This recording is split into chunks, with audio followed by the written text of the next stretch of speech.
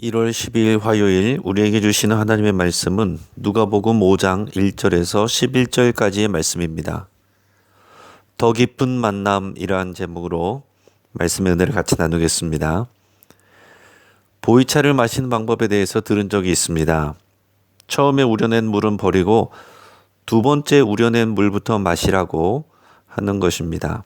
처음에는 쓴맛이 우러나오기 때문에 첫째 물을 버리고 두 번째 우려낸 물을 마시면 풍미가 좋다고 합니다. 우리는 같은 만남과 관계에서도 처음 만났을 때보다 나중에 더 깊이 알아가는 경우가 많이 있습니다. 만약 반대로 처음은 좋았는데 점점 관계가 멀어진다면 상대에게 실망해서일 것입니다. 하지만 처음에는 그냥 좋은 관계였는데 나중에 더 깊이 알고 보니 더 깊고 좋은 관계로 발전하게 되는 경우들도 있습니다. 오늘의 본문의 내용이 그런 더 깊은 만남을 보여주고 있습니다. 오늘 본문은 예수님이 공생의 사역을 시작하시고서 베드로를 제자로 부르시는 장면입니다. 내용은 이렇습니다. 많은 사람들이 예수님에게 몰려와서 하나님의 말씀을 듣고자 했습니다. 예수님은 게네사렛 호숫가에 서 계셨고 옆에는 어부들이 그물을 정리하고 있었습니다. 예수님은 그 중에서 시몬의 배에 올라타서는 육지에서 조금 떼기를 청하셨습니다. 그리고 배에 앉아서 호숫가에 모여있는 무리들에게 말씀을 가르치셨습니다.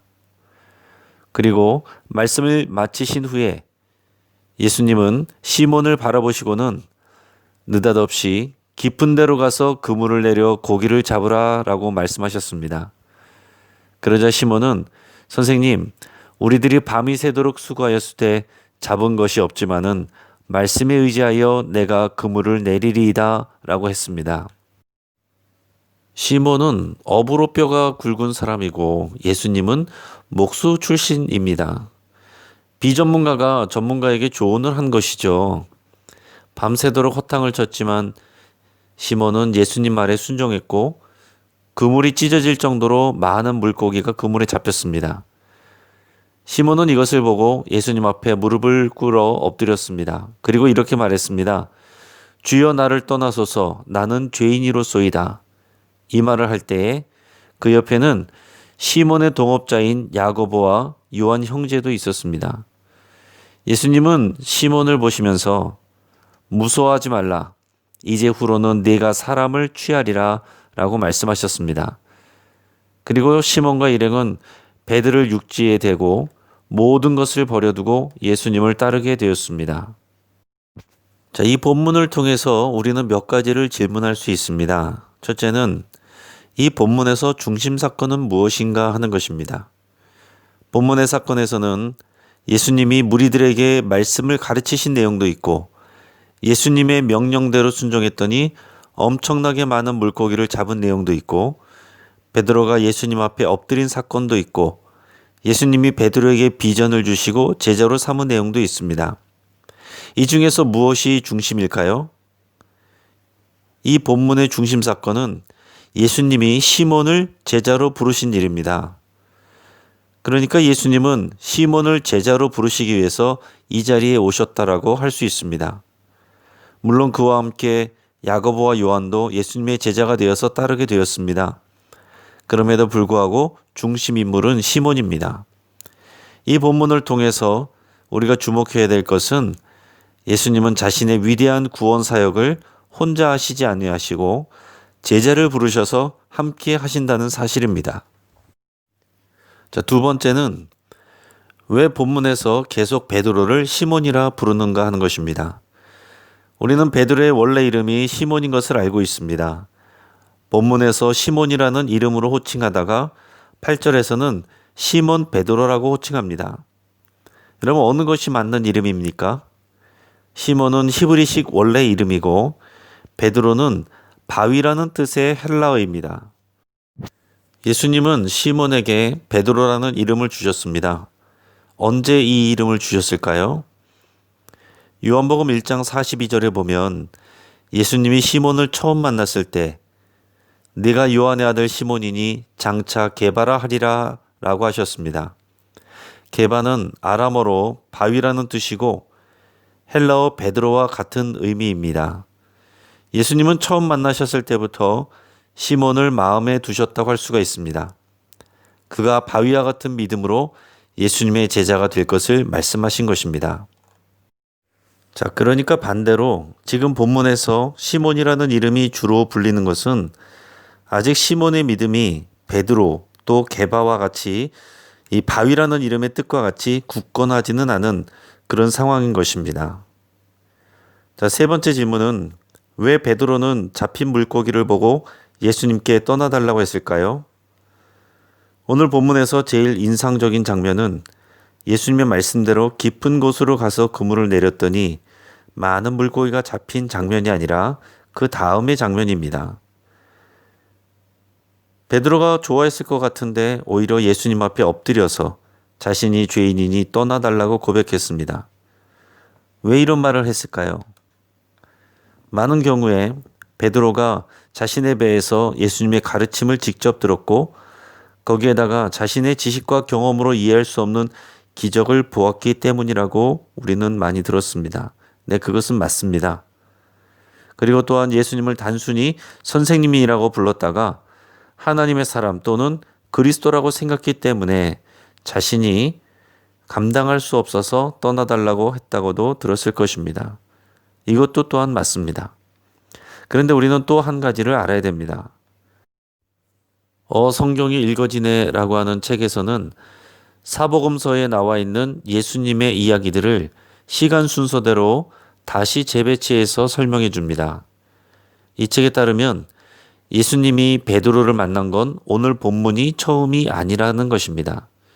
예수님과 베드로는 이미 서로 알고 있는 사이였습니다. 두 번째 질문에서 대답했던 것처럼 요한복음 1장에서는 예수님과 베드로의 첫 만남을 보여주고 있습니다.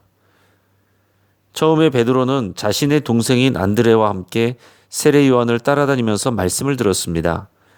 그들은 하나님의 구원과 약속에 많은 관심을 갖고 있는 순수 신앙인이었습니다. 그런데 세례 요한이 예수님을 보면서 보라 하나님의 어린 양이로다 라고 말했고 안드레가 먼저 예수님을 따라갔습니다. 그리고 안드레의 권면으로 시몬도 예수님을 만났습니다. 그때 예수님은 시몬에게 게바 또는 베드로라는 이름을 주셨습니다.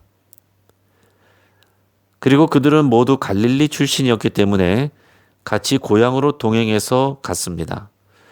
그리고 가나의 혼인잔치에 함께 참석해서 예수님이 물로 포도주 만드시는 기적을 보게 되었습니다. 하지만 거기까지였습니다. 베드로는 다시 생업으로 돌아갔고 예수님은 갈릴리 동네를 다니시면서 하나님의 나라 복음을 전하시고 병자를 고치시기도 하셨습니다. 그래서 많은 사람들이 예수님에 대해서 얘기를 했습니다. 하지만 베드로는 여전히 물고기를 잡고 있었습니다. 먹고 사는 일이 우선이었기 때문인 거죠. 앞에서 나온 것처럼 베드로의 장모도 아픈 상태였고 가정 경제를 책임져야 했습니다. 그래서 베드로에게는 예수님을 따르는 일보다 물고기를 잡는 일이 더 중요한 우선순위였습니다. 예수님은 마음을 정하지 못한 베드로를 일부러 찾아오신 것입니다. 가나 혼인잔치의 기적도 보았고 예수님의 가르침도 들었지만 베드로는 전적으로 예수님을 따를 준비가 되지 않았습니다. 그런데 자신의 전문적인 지식과 경험으로 이해할 수 없는 이런 기적을 보고서 예수님이 그냥 대단한 선생님 정도가 아니라 정말로 하나님의 아들이요 그리스도이시라는 것을 정말로 믿게 됐습니다. 그러자 예수님을 온전히 따르지 못하고 생업에 몰두했던 자신이 부끄럽게 여겨졌던 것입니다.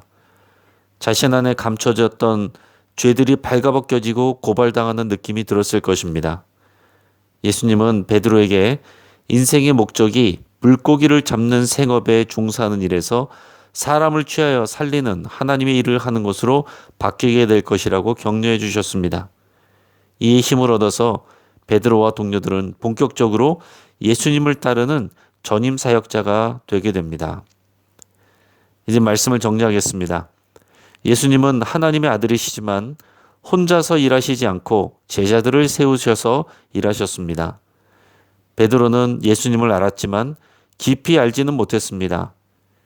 예수님은 일부러 베드로를 찾아오셨고 그에게 확신을 주시고 소명을 주셨습니다. 예수님을 이미 만났지만 더 깊이 만난 베드로는 인생의 우선순위가 생계 유지에서 예수님을 따르는 사명으로 바뀌게 됩니다. 우리도 예수님을 알지만 매일 더 깊이 만나야 됩니다. 예수님을 더 깊이 만날수록 우리의 생각과 삶의 목적이 바뀌게 됩니다. 이제 말씀을 붙잡고 함께 기도하겠습니다. 예수님을 더 깊이 만나기를 위해서 함께 기도하겠습니다. 그리고 인생의 우선순위가 믿음으로 재배치되기를 위해서 기도하겠습니다.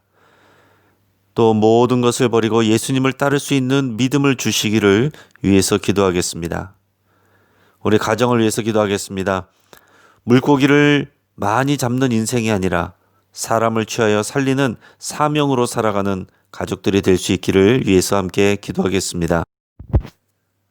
베트남의 안성호 선교사님을 위해서 좀 더 구체적으로 함께 기도하겠습니다.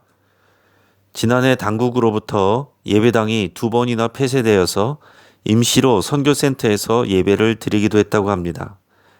지금은 정상적으로 예배하고 있습니다. 하지만 영신 한배 선교센터가 또다시 이사를 해야 되는 상황이 있다고 합니다. 집주인이 계약과 상관없이 내보내려고 한다고 합니다.